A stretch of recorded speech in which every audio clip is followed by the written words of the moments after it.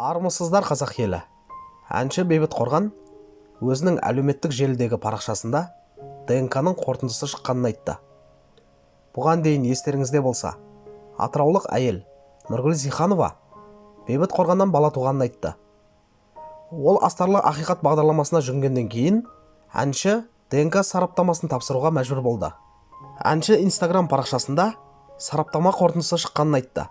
Достар, азаматша Нұргүл Зиханова үстімнен Атырау облысының сотына арыз жазып, КТК телеарнасының Дина Төлепберген жүргізетін астарлы ақиқат бағдарламасында мені заңсыз баланың әкесі деп айыптаған болатын. Осыған байланысты қазір ДНК-ның қорытындысы шықты. Қорғаушым Орынгүл Ұзаққалиева заң жүзінде толық видео үндеуде айтып береді деп Бейбіт Қорған видео жүктеді. Халықтың көкейінде жүрген сұрақтарға жауап бергім келіп отыр. Мен Атырау облысы қорғаушылар алқасының қорғаушысы, адвокат Орынгүл Ұзаққалиева. Бұл азаматтық іс бойынша келісім шарт негізінде әншінің адвокаты ретінде сотқа қатысқан едім.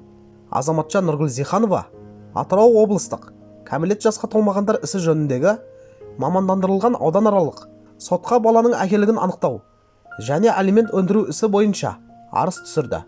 Сот ұйғарымы бойынша 24 қаңтарда 2024 жылы Бейбіт Қорған арнайы келіп, сот биологиялық үлгілерін тапсырды. 27 ақпанда сот үстінде барлық қатысушының көзінше сараптама нәтижесі ашылып, қорытындысы оқылды. Бейбіт Қорған баланың әкесі болып шықпады. Сол себепті арызданушы Нұргүл Зиханова арызды қайтарып алып, қараусыз қалдыруды сұрады.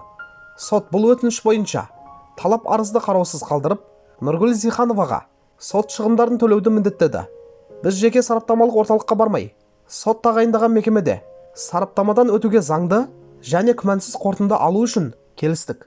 Соттың түпкілікті шешімі шықпай жатып, астарлы ақиқат бағдарламасының қатысушылары Бейбіт Қорғанның тегіне, ар-намысына нұқсан келтіретін сөздер айтты. Бұған байланысты бағдарламаны алдағы уақытта арнайы сараптамадан өткіземіз. Менің қорғауымдағы азаматтың қызметтік беделіне атына кір келтіргені анықталса және жеке өмірінің құпиялығы анықталса, заңды түрде мәселені шешеміз. Бейбіт Қорғанның тілшілер сауалына жауап бермеуі сот шешімінің түпкілікті нәтижесін күту болатын, деді әншінің адвокаты. Ұят болған екен, бейбіт журналистерге ауф деді ғой явна. Қызға сол керек, екі елі жеріне ие болмай ма? Тапса өзі үшін тапты, өзін жер қылып, сүйегіне таңба салып, баланың тағдырымен ойнап, өзі жүргенмен қоймай, қызға 40 үйден тыйым деген атам қазақ. 5 жылдан кейін не деп кеп отыр? Ол қатынның өзі де күмәнді еді. Бізде Қазақстанда атақты болсаң болды, аяқтан жығу деген хит болды. Бұл әрекет жақсылыққа апармайды. Ой, құдайы берді ғой мына Бейбіттің, ақыры күмәні болған ғой. Басынан өзі ашылып шыққан жоқ қой. Динаның не кінәсі бар? Жалғыз басты анаға көмек етті. Алматыға келіп тапсырсын. Батыр болса Бейбіт. Шоу жасау керек болды Динаға. Дұрыс, сотқа берсін. Аққа құдай жақ деген осы шығар. Маладес. Абыройлы шешім, Аллаға шүкір. Ол сол уақытта бірнешеуімен болса, есінде қалғаны осы шығар.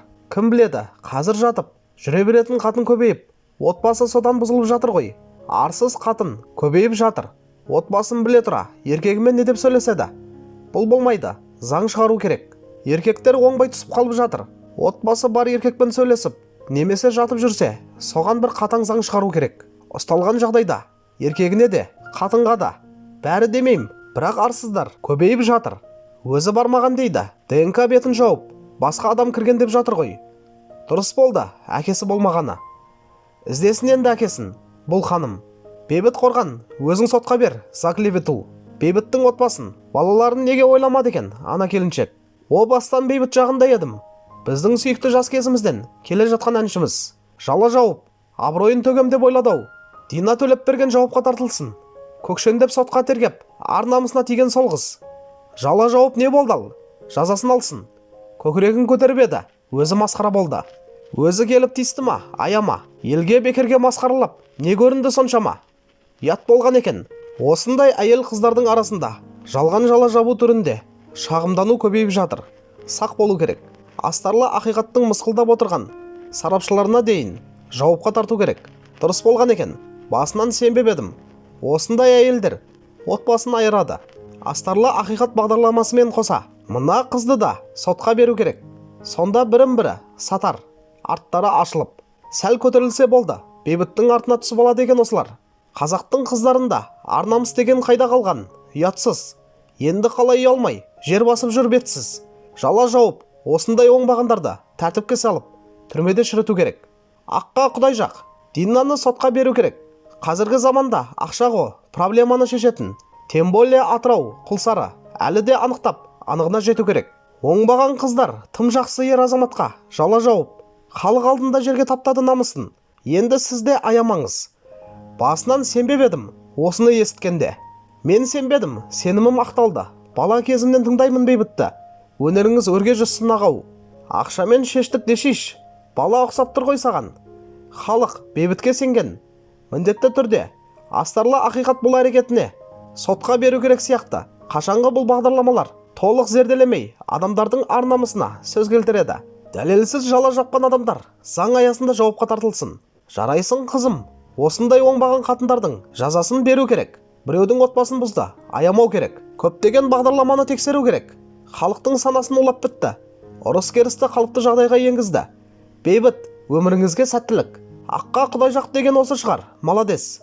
Абыройлы шешім, Аллаға шүкір. Ісіңіз алға жүрсін. Елімізде осындай әділ қорғаушыларымыз көп болсын. Динаны сотқа беру керек.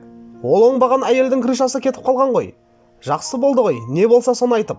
Өздерін жариялаудан арланбай кеткен. Ұят жоқ. Оңбаған қыз саған штраф салу керек, жала жапқан үшін. Бәсе бала ұқсамайды бейбітке. Анық қанығына бармай, адамның ар-намысына тиюге болмайды. Екі жақты бірдей көру керек. Осы бағдарлама заң жүзінде жауап беру керек. Ешкімнің ар-намысына ешкім тимеу керек. Не болды ал?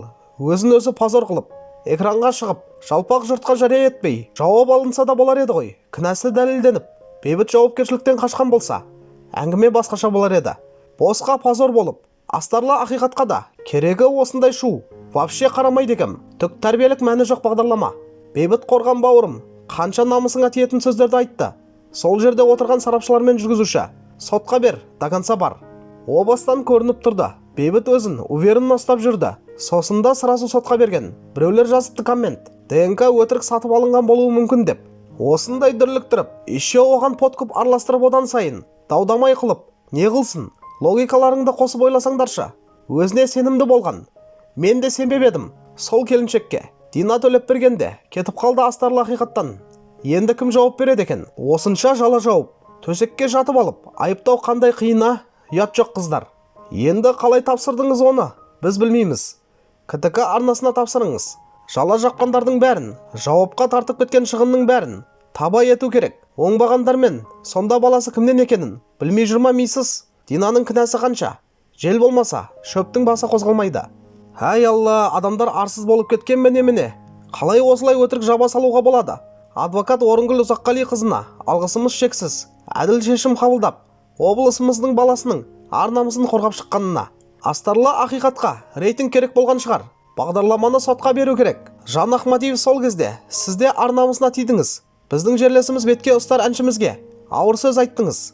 Масқара, енді кімнен екі қабат болды екен? Сосын екен ғой Дина төлеп берген, қашып кеткені. Астарлы ақиқаттан. Оңбаған әйел ғой, құдайдан қорықпайтын. Динаның кезіндегі шығарылымдарын тексеру. Қаншасы шын өтірік, талай былық шығатыны анық. Ол айтты ғой, ДНК дұрыс шықпаса, қайта арызданамын. Басқа ДНК орталықта тапсыру үшін деп. Айттым ғой жала жапты, ұят екен, деп жазған оқырмандары.